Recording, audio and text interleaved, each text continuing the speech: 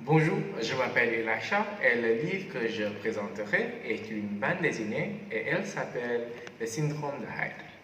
Elle est la dernière et troisième partie de la trilogie par scénaristes Eric Coberion et Richard Guerrino et a été illustrée par dessinateur de Gilali Defali. Elle parut en septembre 2010 par éditeur Delcourt et son public conseillé est les ados adultes. Cette bande dessinée est basée sur un des plus grands mythes horrifiques de la littérature fantastique. Et elle est la première forme de littérature française que j'ai lue. C'est pourquoi j'ai choisi cette bande dessinée. L'histoire, le syndrome de Hyde commence en 1888 en Iran. Un groupe d'archéologues ouvre un tombeau ancien et y découvre une momie.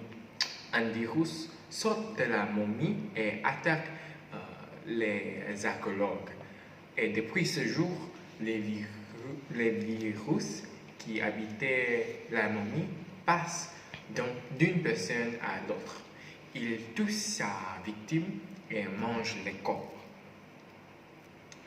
2 ans plus tard, à Paris, un couple de touristes est victime d'une attaque sur le parking d'un cinéma parisien.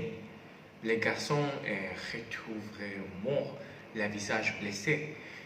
La fille choquée et incapable de parler. C'est l'inspecteur Frank Wadenbroek de Rockwool qui est chargé de mener cette enquête. Il ne connaît pas l'histoire de la momie et du virus, mais peu importe, il la découvre. Finalement, il résout le cas.